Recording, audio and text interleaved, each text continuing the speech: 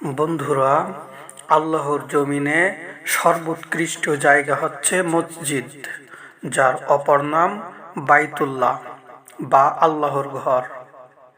আমরা যারা সমাজে বসবাস করছি, ক্ষণিকের এ দুনিয়াতে আমাদের আগমন যে পরিচয় নিয়ে, তা হচ্ছে আমরা আল্লাহর গোলাম। বাইতুল্লাহর সাথে আল্লাহর বান্দার সম্পর্কটাই একটু আলাদা আর সুগভীর। মহান আল্লাহ প্রথম ঘর সম্পর্কে পবিত্র কোরআনে সূরা আলে ইমরানের ৯৬ নম্বর আয়াতে বলেন, নিশ্চয়ই প্রথম ঘর যা মানুষের জন্য স্থাপন করা হয়েছে তা মক্কায়, যা বরকতময় আর বিশ্ববাসীর জন্য হেদায়েত বা পথ নির্দেশিকা। মসজিদ মুসলিম সভ্যতার এক অনন্য নিদর্শন। মুসলিম সমাজ আর মসজিদ একই সুতোয় গাঁথা। মুসলিমের সাথে মসজিদের সম্পর্ক যেন নারীর সম্পর্ক। মুমিনের হৃদয় সর্বদা মসজিদের সাথে আটকানো থাকে। মসজিদের সাথে মুমিন হৃদয়ের গভীরে যে মায়া বা টান থাকে, তা মুমিনকে কিয়ামতের দিন মহান আল্লাহর ছায়াতলে জায়গা করে দিবে।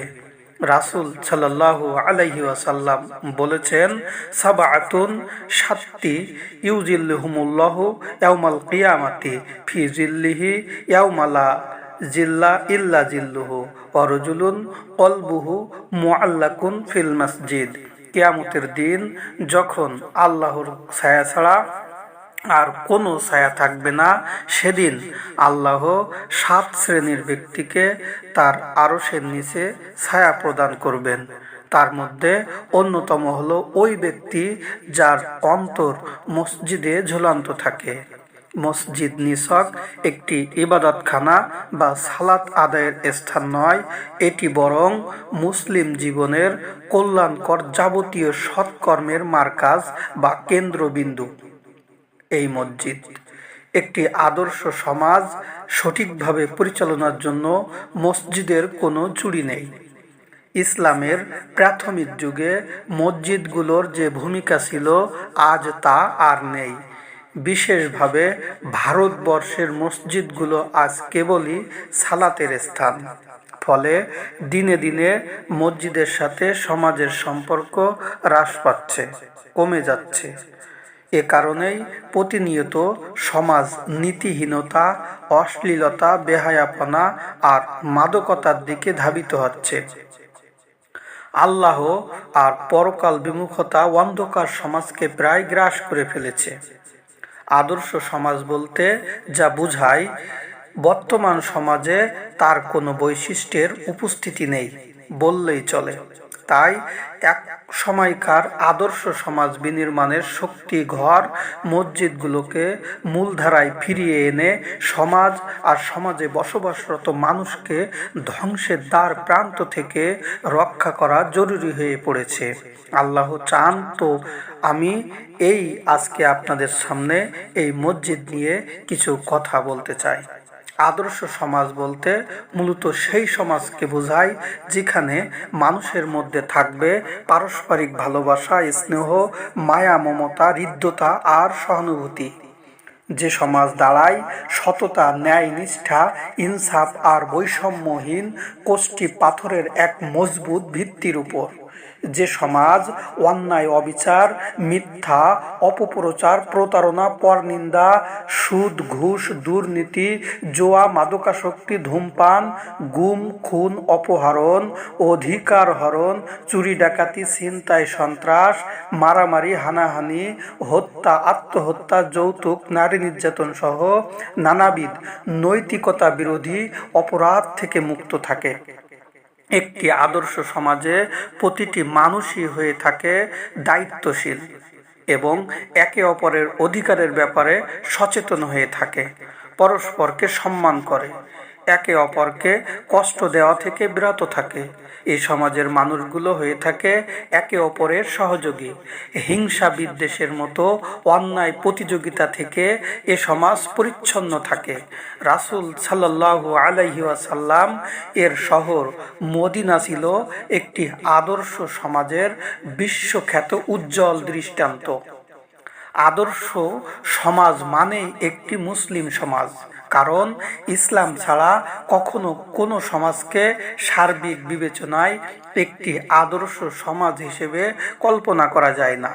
ইসলাম ছাড়া একটি সমাজ বিশেষ কোনো বিবেচনায় উন্নত কিংবা আধুনিক হতে পারে না, কিন্তু সার্বিক বিবেচনায় কখনো একটি আদর্শ সমাজ হতে পারে না। মুসলিম সমাজ আর মসজিদ একটি আরেকটির পরিপূরক। এ যেন একই বৃক্ষের দুটি শাখা। মসজিদ ছাড়া যেমন কখনো একটি মুসলিম সমাজ গড়ে উঠতে পারে না, তেমনি মুসলিম থাকবে আর সেখানে কোনো মসজিদ থাকবে না, তাও কখনো হয় না। যুক্তরাষ্ট্রের মতো একটি অমুসলিম দেশেও আজ ছোট বড় প্রায় ৩,০০০ মসজিদ রয়েছে, যা ওই সমাজে মুসলিমদের উপস্থিতির প্রমাণ। ঠিক একইভাবে একটি মসজিদের যথাযথ ভূমিকা ছাড়া কখনো একটি আদর্শ সমাজ গড়ে উঠতে পারে না। মুসলিম জাতির পিতা নবী ইব্রাহিম আলাইহিসসালাম মহান মালিকের নির্দেশে তার প্রিয়তমা সহধর্মিণী হাজেরা আলাইহিসসালাম ও কলিজার টুকরা ইসমাইলকে জনমানব শূন্য আল্লাহ বাইতুল্লাহর অদূরেই রেখে এসেছিলেন। ধীরে ধীরে সেখানে গড়ে উঠল জনবসতি। জমজম কূপের পানির প্রবাহ, যা পবিত্র মক্কা নগরীকে একটি আদর্শ বসতবাড়িতে পরিণত করে, যেখানে গড়ে উঠল আরব ও মুসলিম সভ্যতা। এক সময় নবী ইব্রাহিম আলাইহিসসালাম এসে স্বীয় পুত্র, নিজের পুত্র ইসমাইল আলাইহিসসালামকে নিয়ে এ ঘর পুনরায় নির্মাণ করলেন।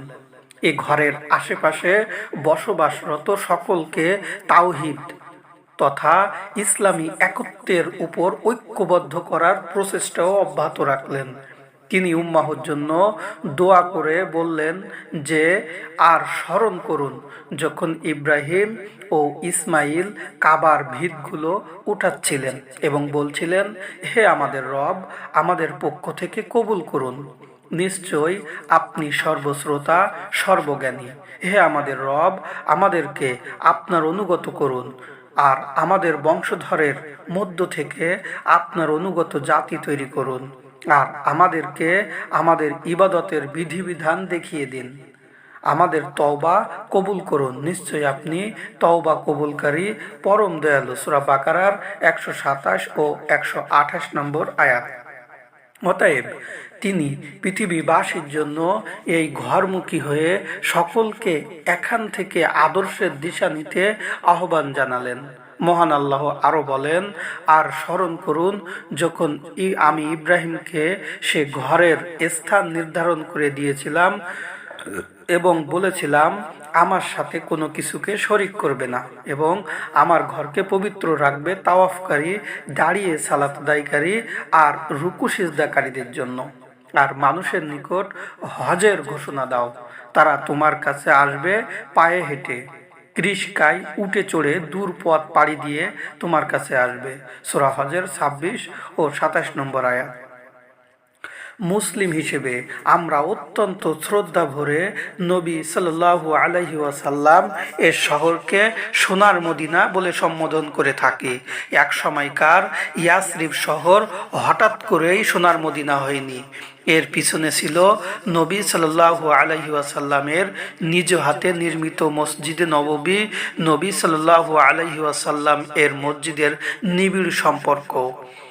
রাসূল সাল্লাল্লাহু আলাইহি ওয়াসাল্লাম মক্কা থেকে মদিনাতে পৌঁছানোর পর সর্বপ্রথম যে কাজটি করছিলেন তা হচ্ছে তিনি মদিনাবাসীকে সোনার মানুষ হিসেবে গড়ে তুলতে ঐতিহাসিক মসজিদে নববীর জন্য 10 দিনারের বিনিময়ে একটি জায়গা ক্রয় করলেন। এরপর সবার সহযোগিতায় সেখানে প্রথমত খেজুর গাছ ও তার শাখা দিয়ে, তার কিছুদিন পরে কাঁচা ইট দিয়ে 4200 বর্গ হাতের একখানা মসজিদ নির্মাণ করলেন। এই মসজিদই আজকের মনোমুগ্ধকর ঐতিহাসিক মদিনার মসজিদ নববী। নবী সাল্লাল্লাহু আলাইহি ওয়াসাল্লাম এর মসজিদ।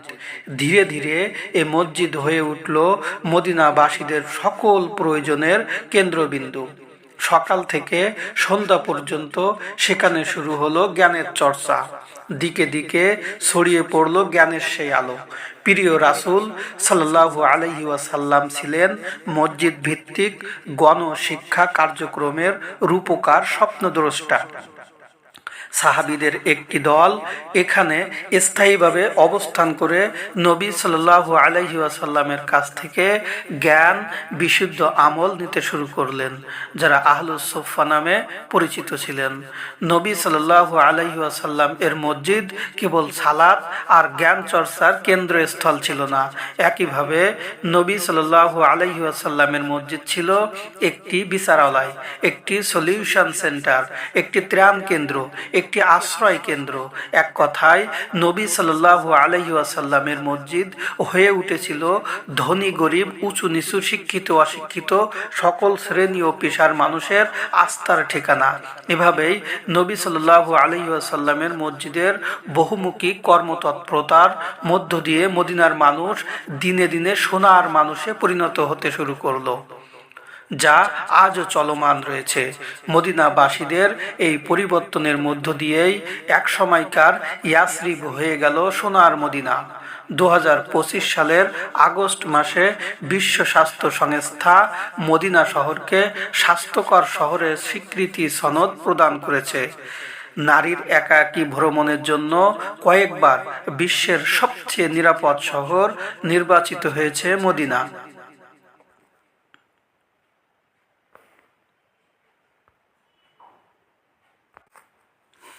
রাসূল সাল্লাল্লাহু আলাইহি ওয়াসাল্লামের মৃত্যুর পর 4 খলিফার খেলাফত কালে দূরদেশ পর্যন্ত মুসলিম সাম্রাজ্যের বিস্তৃতি পৃথিবীর দিক দিগন্তে মুসলিমদের ছড়িয়ে পড়ার মধ্য দিয়ে নতুন নতুন অসংখ্য মসজিদ প্রতিষ্ঠিত হয়।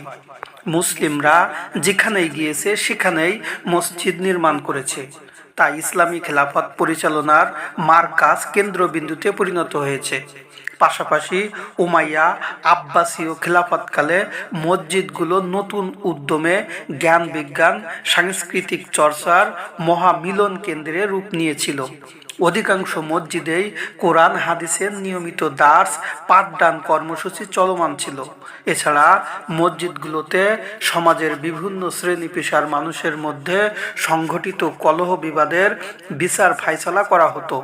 গুরুত্বপূর্ণ ওয়াজ নসিহার মাধ্যমে অসুস্থ মানবতার আত্মিক চিকিৎসা প্রদান করা হতো। চারদিকে মিনারে মিনারে আল্লাহু আকবার ধ্বনি প্রতিধ্বনিত হতো। এভাবেই ইসলামী খেলাফতে দীর্ঘকাল ধরে মসজিদগুলো হয়ে ওঠে আদর্শ সমাজের চালিকা শক্তি। আজও আরব বিশ্বের অনেক মসজিদ রাসূল সাল্লাল্লাহু আলাইহি ওয়াসাল্লামের মসজিদের আদলে বহুমুখী কর্মতৎপরতার মধ্য দিয়ে আদর্শ সমাজ গঠনে এক বৃহৎ ভূমিকা পালন করছে। আরবের প্রতিটি মসজিদেই রয়েছে নারীদের জন্য আলাদা সালাত আদায়ের স্থান, নারী সমাজের উপর যার সুস্পষ্ট প্রভাব চোখে পড়ার মতো। অধিকাংশ মসজিদেই রয়েছে দ্বীনি ইসলামের নিয়মিত চর্চা, নিয়মিত কোরআন আর সুন্নাহ এর সকল পাঠে অংশগ্রহণ করে নিজেকে জ্ঞানে গুণে সমৃদ্ধ করার সুন্দর নিরাপদ নির্ধারিত স্থানরূপে নিয়েছে অধিকাংশ মসজিদগুলো। সেন্ট্রাল মসজিদ সমূহে প্রখ্যাত মুসলিম স্কলারগণের উপস্থিতিতে কখনো সাপ্তাহিক আবার কখনো মাসিক ধর্মীয় গুরুত্বপূর্ণ বয়ান প্রদানের ধারাবাহিকতা, ধর্ম মন্ত্রণালয়ের নিয়মিত এ সকল আয়োজন সমাজ পরিবারের হাজারো কলহের শিকড় উপড়ে ফেলতে সহায়ক ভূমিকা পালন করছে। আসরের পর আমাদের দেশের শিশুরা যখন খেলার মাঠে খেলা নিয়ে ব্যস্ত সময় পার করে, ঠিক তখন আরবের মসজিদগুলো শিশু কিশোরদের উপস্থিতিতে এক মিলন মেলায় পরিণত হয়। তারা আসর থেকে মাগরিব পর্যন্ত ছোট ছোট হালকায় অংশগ্রহণ করে কোরআন হিফজ করে, আবার মাগরিবের পর অনেক হালকাতে হাদিস কিংবা আরবি মূল বইয়ের মূল কথা মুখস্থের প্রতিযোগিতা শুরু হয়। রামাজান মাসব্যাপী লক্ষ লক্ষ সিয়াম পালনকারীর ইফতার আয়োজনও চলে এ সকল মসজিদের আঙিনায়। এভাবেই বর্তমান আরবের মসজিদগুলো সমাজের মানুষের হৃদয়ে প্রবেশ করেছে, যা সমাজের স্থিতিশীলতার উপর এক বড় ভূমিকা রাখছে। এদেশের গুটি কয়েক মসজিদ ছাড়া অধিকাংশ মসজিদই নিছক সালাত আদায়ের স্থান হিসেবেই ব্যবহৃত হয়। সালাতের সময় ছাড়া মসজিদগুলোতে প্রাণবন্ত কোনো কার্যক্রম পরিচালনা করতে দেখা যায় না বললেই চলে।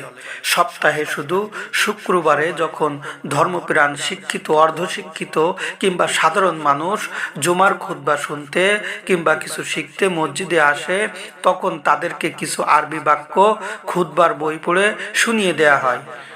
সময়ের চাহিদা মোতাবেক তাদেরকে তেমন কোনো দিক নির্দেশনা দেওয়া হয় না। আরবিতে যে কথাগুলো শুনিয়ে দেওয়া হয়, অনেক ক্ষেত্রে খতিব সাহেব নিজেও তা বুঝেন কিনা তাতে যথেষ্ট সন্দেহ রয়েছে। শ্রোতাদের বোঝাতো দূরের কথা, তবে সৌদি আরবের অনুদানে নির্মিত উপজেলা ভিত্তিক মডেল মসজিদগুলোতে আরব বিশ্বের মসজিদগুলোর কিছুটা ছোঁয়া রয়েছে আলহামদুলিল্লাহ।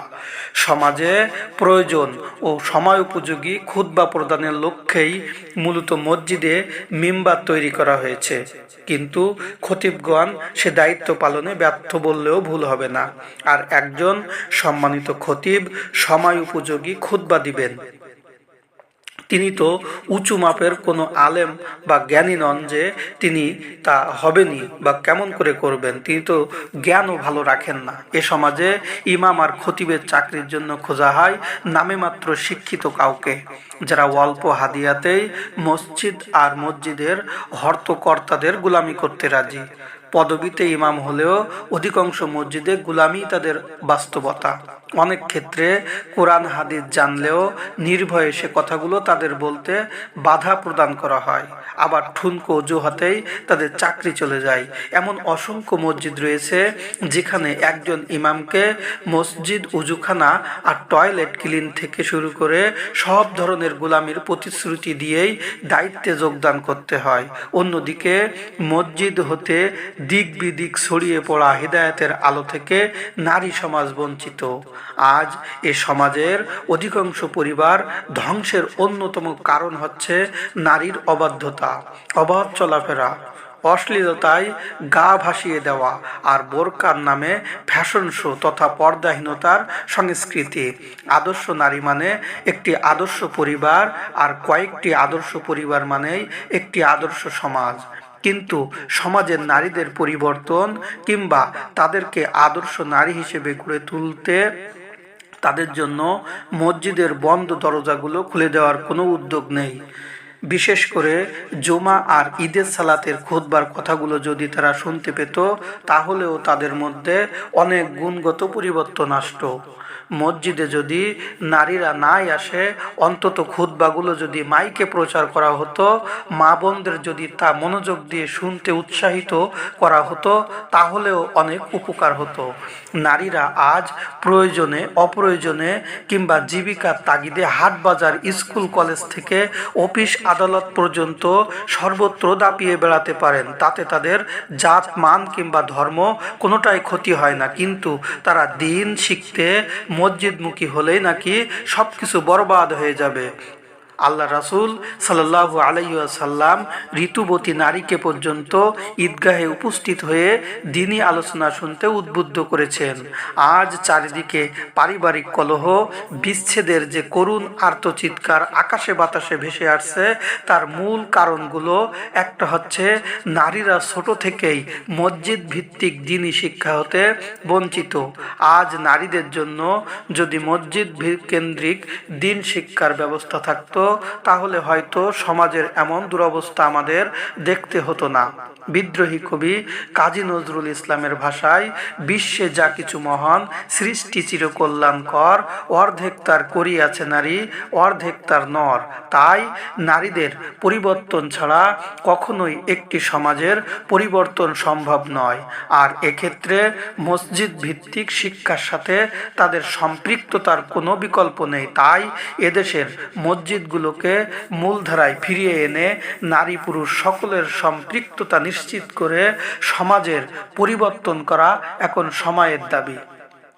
তাই আমরা মসজিদকে আবার আগের মতো জনবহুল এবং এখানে কল্যাণকর কাজের জন্য স্থাপন করি। আল্লাহ আমাদের সেই তৌফিক দান করুন। আল্লাহুম্মা আমিন।